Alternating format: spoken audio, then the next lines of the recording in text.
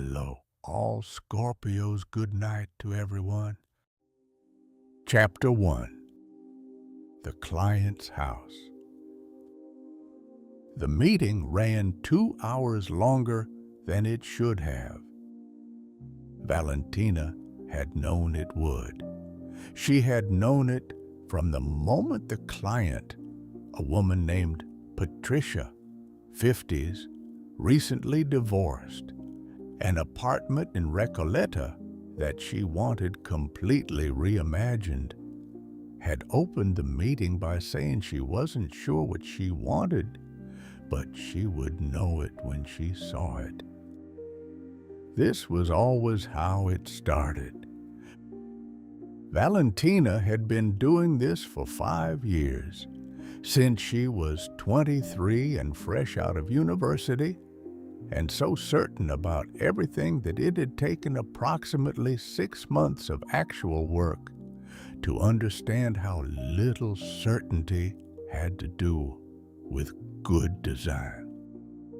5 years of clients who said they wanted one thing and meant another. 5 years of sitting in other people's living rooms and reading the space between what they said and what they needed. She was very good at reading rooms. She was very good at reading people. People who knew astrology sometimes said this about Scorpios, that they walked into a room and immediately understood its architecture of feeling, the invisible structures that held everything together or were quietly falling apart. Valentina had never put much stock in astrology, but she had never been able to argue with that particular observation. It was not a skill she had developed. It was simply something she was. Patricia had cried twice during the meeting. Not dramatically. Small, controlled tears that she had intercepted with a tissue before they could become something more, the way very composed people cried, as if crying were a logistical problem to be managed rather than something to be felt. Valentina had noticed and said nothing and kept the conversation moving, which was exactly the right thing to do, and which had cost her something. The way doing the right thing at the expense of the true thing always costs something. What Patricia actually needed, Valentina had understood within the first 20 minutes, was not a reimagined apartment. She needed somewhere to start again. These were not the same thing. They were related things. And Valentina could help with one of them, could choose the right light for the room where Patricia would have breakfast alone for the first time, could select the colors that would make the walls feel like possibility rather than emptiness, could arrange the furniture so that the space said, "You are still here. You are still a person who deserves a beautiful place to live." She could do all of that. What she couldn't do was say what she saw. Not because she didn't have the words. She always had the words. But there was a time and a place for certain kinds of seeing, and a client consultation was not it. And so she had kept what she understood behind her eyes and done her job and made notes and said she would have preliminary concepts ready by Thursday. Scorpios, she had read once, were the sign most likely to know what you were thinking before you said it. She had never found this to be a compliment. She took the subway home. Chapter 2. San Telmo. She had lived in San Telmo for 4 years. Before that, she had lived in Palermo in a modern apartment with high ceilings and good light that she had decorated beautifully and never quite felt at home in. The light was too even, the walls were too new. There was nothing in the building that remembered anything. No history in the floors, no story in the walls, no sense that other lives had been lived in these rooms before hers and had left something behind.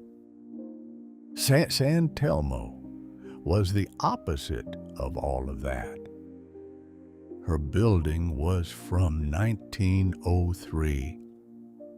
The elevator was original. A small iron cage that moved slowly and with great deliberateness, as if it understood that some things should not be rushed. The hallway smelled of old wood and something floral that she had never been able to identify, a smell that was simply there, part of the building's particular atmosphere, the accumulated scent of a century of people living their lives in this place. She liked that. She had always been drawn to places with memory, to things that carried their history visibly. The worn step, the cracked plaster, the door that stuck slightly in winter and opened perfectly in summer. Other people sometimes found this melancholy. Valentina found it honest. Scorpios were said to be comfortable with depth, with the things other scenes preferred to keep at the surface. She didn't know if this was true in general. She knew it was true of her, that she had always been more comfortable with complexity than with simplicity, more at ease with the real than the polished, more herself in rooms that had seen things than in rooms that hadn't yet. The street outside her building was quiet tonight. The winter had been cold this year, cold by Buenos Aires standards, which meant temperatures that would have seemed mild in many other cities, but that felt significant here in a city that took warmth for granted and was slightly affronted when it wasn't available. The cobblestones of San Telmo were dark and wet from the afternoon's rain. A single tango was audible from somewhere down the street. Not the tourist tango, not the performance for the cameras, but the real kind, the kind that happened late at night in small venues where people came because they needed it rather than because they were supposed to. She stopped for a moment outside her building. She listened. The tango was melancholy in the particular way that only tango could be melancholy. Not sad exactly, not hopeless, but fully, honestly in contact with the parts of experience that other music tended to skip over. She had always loved this about tango. It didn't pretend. It looked directly at the difficult things and it danced with them. She was very tired. She went inside. Chapter 3. The apartment. Her apartment looked like her. This was not an accident. Valentina had designed dozens of spaces for other people, and she understood better than most the particular intimacy of a room that had been made for someone specific. The way it held them, the way it spoke in their language, the way it said, "This is who you are, and that is enough, and you are welcome here." She had given herself the same gift.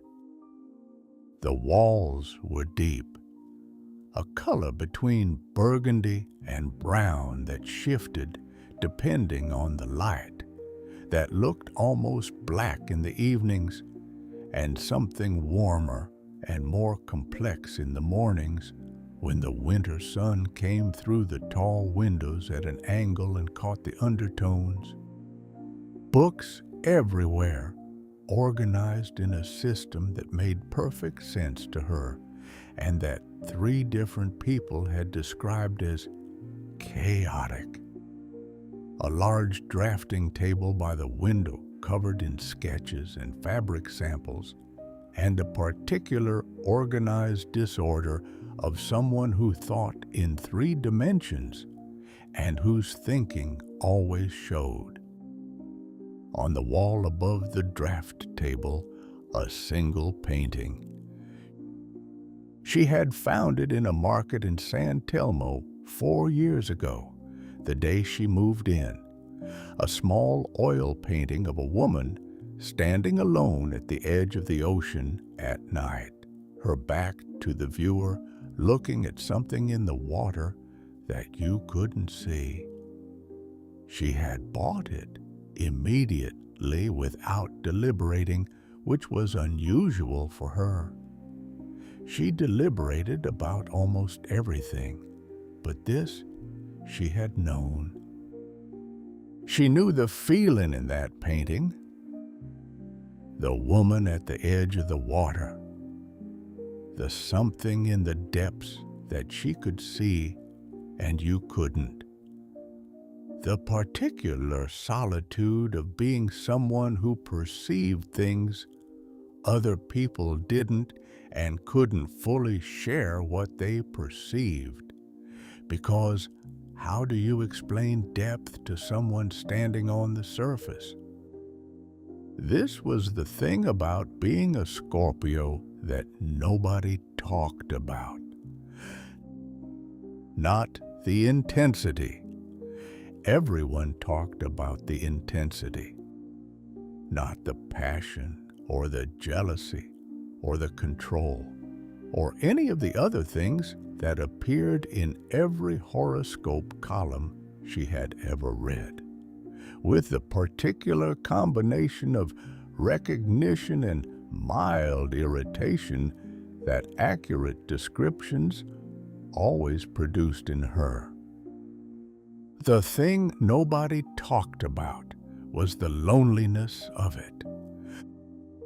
The particular loneliness of seeing clearly in a world that preferred comfortable distances, of knowing things you hadn't been told, of understanding people more completely than they understood themselves, and having absolutely nowhere to put that understanding except back inside yourself, where it sat and accumulated and became, over time, the specific weight she carried. She changed out of her work clothes. She put on the old sweater, gray wool, oversized, the one she wore only when she was alone, the one that had belonged to someone she no longer spoke to and that she had kept anyway because it was warm and because keeping it felt, for reasons she had examined carefully and not entirely resolved, like the right thing to do. She made mate. The ritual of it was automatic. The gourd, the bombilla, the water at exactly the right temperature, not boiling, never boiling, the particular patience of a preparation that couldn't be rushed without ruining it. She had learned this from her grandmother, who had made mate the same way every afternoon of her life, and who had told Valentina once, in the oblique way that grandmothers sometimes told you the most important things, that the patience required to make mate correctly was the same patience required to understand people correctly. Her grandmother had been a Scorpio too. Chapter 4. The Project. She sat at the drafting table at 9. The project she was working on was not Patricia's apartment.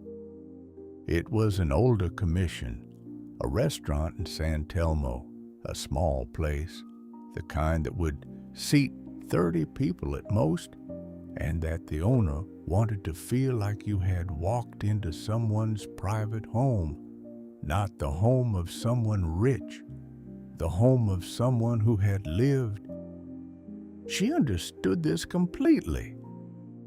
She had been working on it for 6 weeks, and it was almost done, which was where she lived with most of her projects, in the particular territory between finished and not finished, where the thing existed completely in her mind and only partially in the world, where she could see every detail of what it would be and was in the process of making the world agree.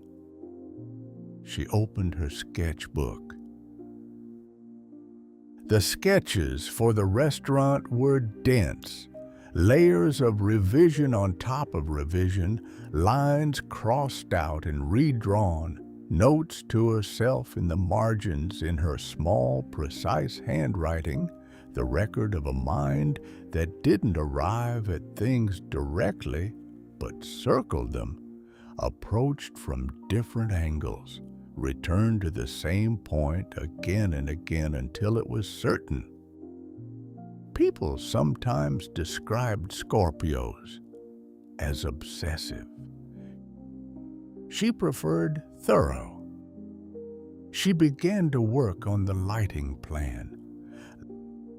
Lighting was the thing she cared about most, more than furniture, more than color, more than any of the other elements that most people thought of first when they thought of interior design. Light was what made a space feel like itself. Light was the difference between a room that held you and a room that merely contained you.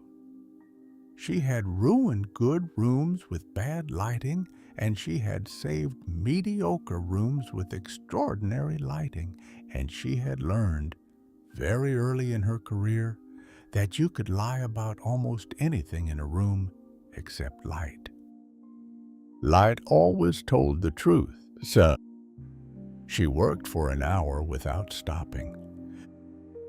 This was her favorite kind of working, the kind where the thinking and the doing were the same thing, where her hands and her mind moved together and the world outside the circle of the drafting lamp stopped existing entirely. The mate grew cold beside her. The street outside went quieter. The tango she could hear faintly from somewhere down the block ended and was replaced by silence, and then, after a while, by rain. She stopped working when she noticed the rain, not because rain interrupted her, because rain was one of the few things that did something to her that she couldn't explain and had stopped trying to. It slowed her down. Not the thinking, not the work, but something underneath the thinking and the work. Some constant background hum of alertness and analysis that she carried so consistently she had almost forgotten it was there. Rain reminded her it was there. Rain turned the volume down. She put the pencil down. She listened. Chapter 5. Midnight. The rain fell onto San Telmo. On the cobblestones she could see from her window, the old stones dark and gleaming, the streetlight catching the water in long amber reflections that stretched and shifted as the rain moved through them.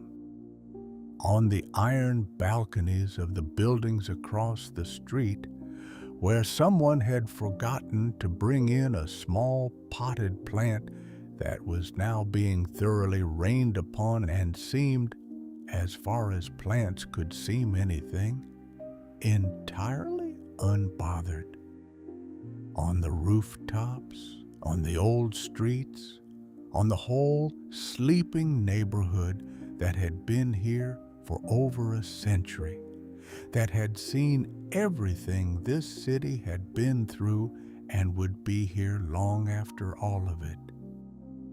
She thought about Patricia, not about the apartment, about the woman.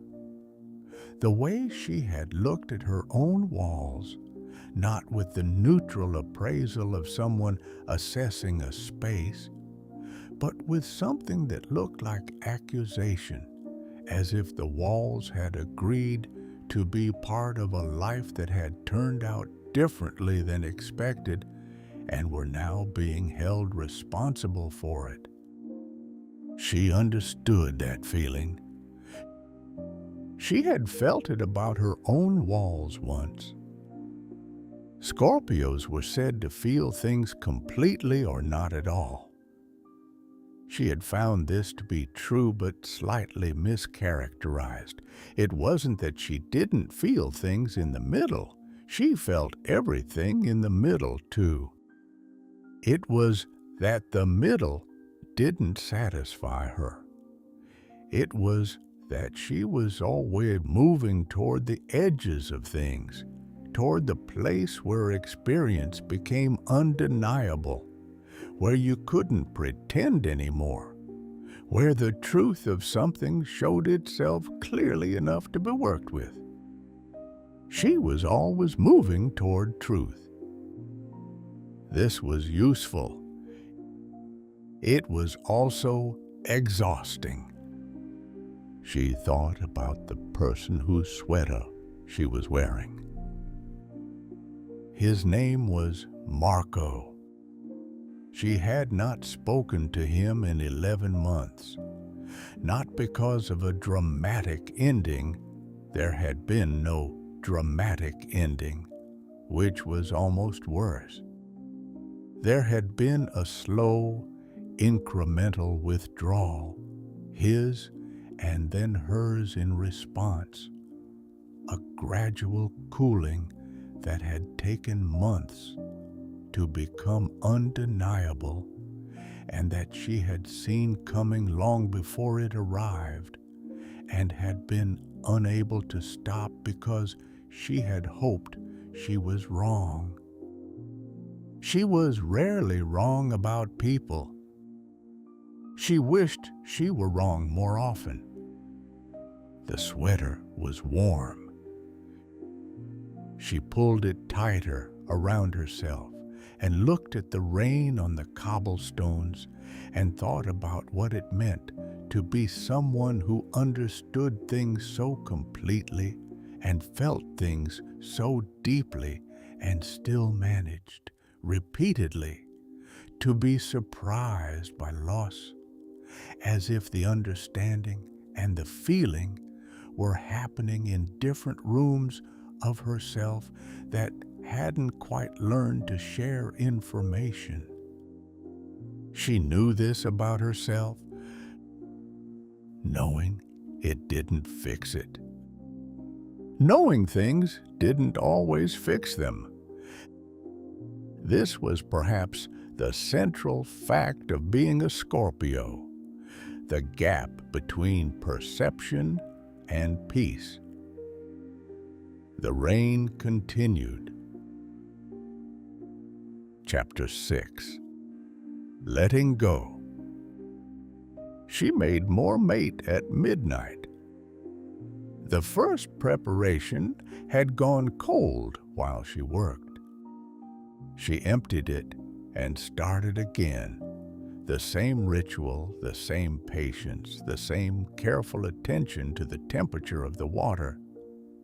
Her grandmother had said you could tell a lot about a person by how they made mate, whether they rushed it, whether they paid attention, whether they understood that some things couldn't be improved by doing them faster.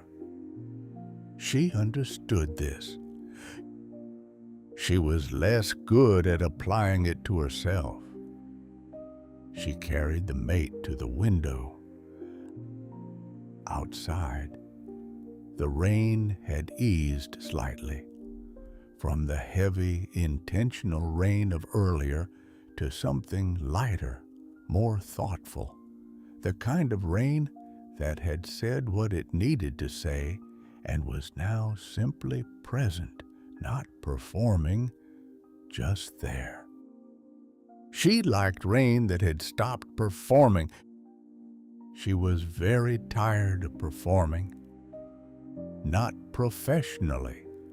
Professionally, she was good at what she did, and she knew it, and she took a straightforward satisfaction in doing it well that had nothing to do with performance and everything to do with craft. But personally, the particular performance of being fine, of being someone who had their life together, who had made interesting choices, who lived in a beautiful apartment, in a neighborhood she loved, and did work that mattered, and was, from the outside, exactly the kind of person she had intended to be. She was that person. She was also simultaneously a person who was wearing a dead relationship sweater at midnight and listening to Buenos Aires rain and carrying, as she always carried, the accumulated weight of everything she had seen and understood and not been able to share. She thought about what she would tell a client in her situation. If a client sat across from her and described this, the competence and the loneliness, the seeing clearly and the feeling everything, the particular exhaustion of being a person whose inner life was always running 10 degrees hotter than anyone around them could see, she knew exactly what she would say. She would say, the depth is not the problem. The depth is who you are.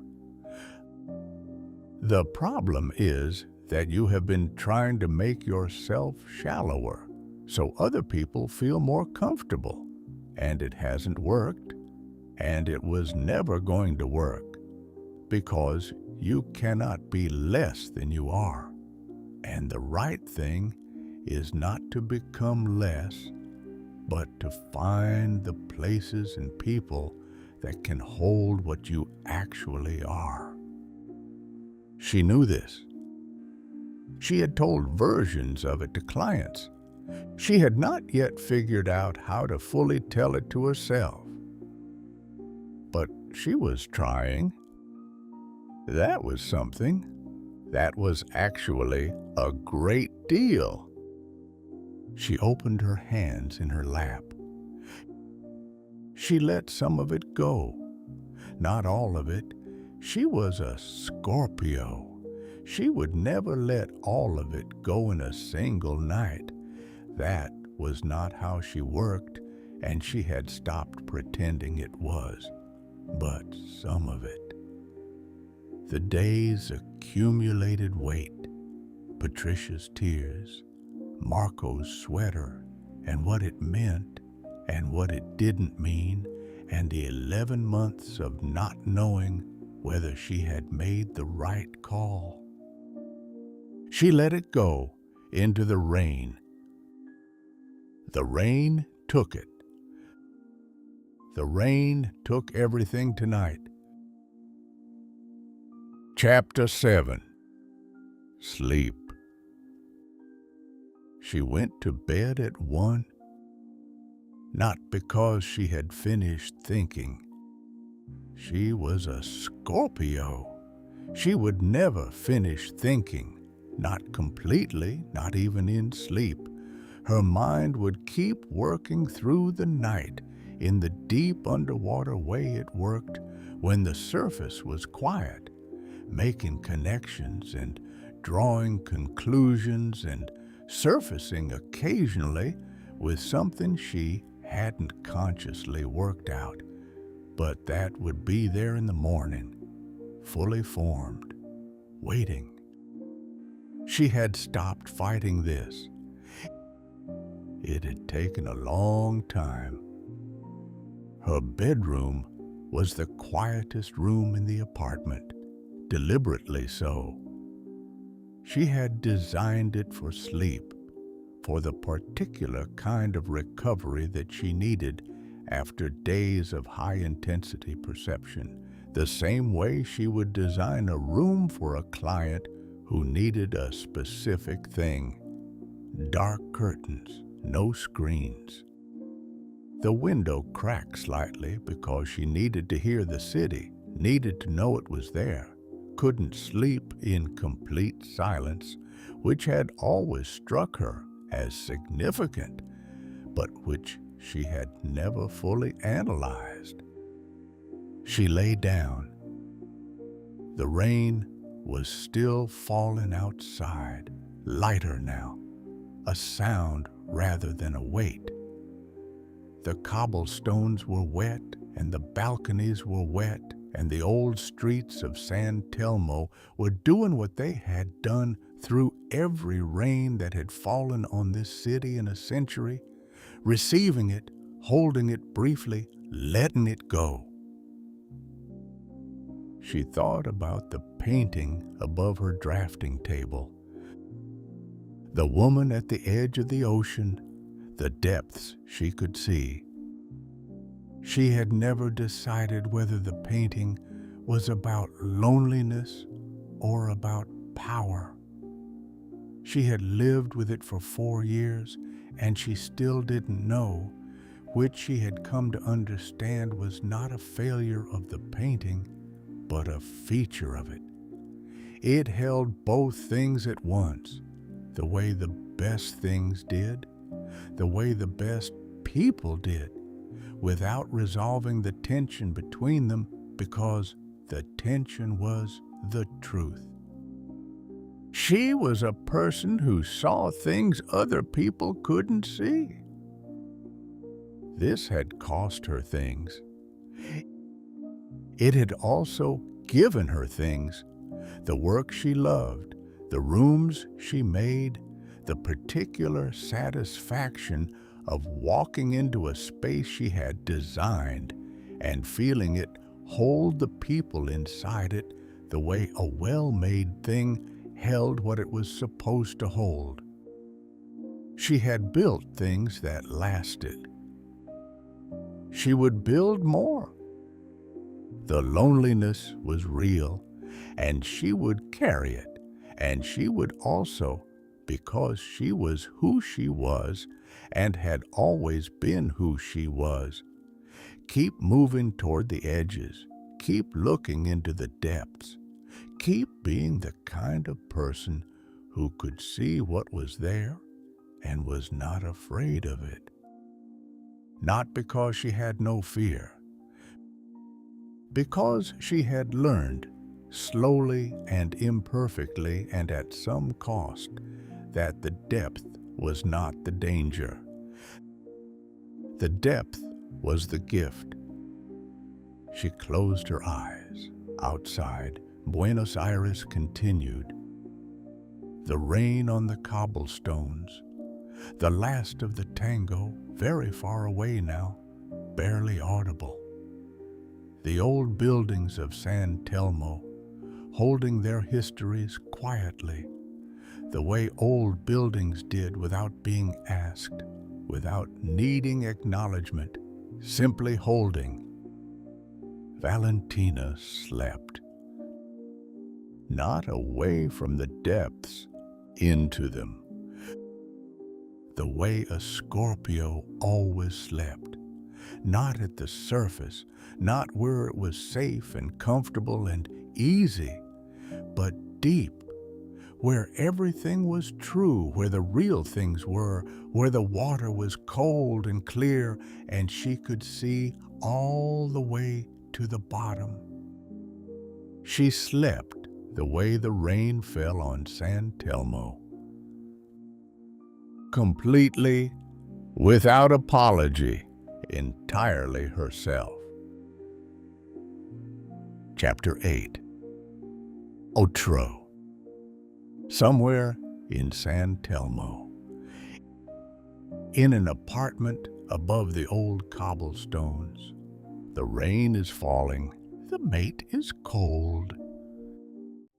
The sketches are on the table. The painting is on the wall. And Valentina sleeps, not at the surface, deep, where the Scorpio always goes, where the water is clear, and the truth is visible, and the depth is the gift. Good night, Scorpio.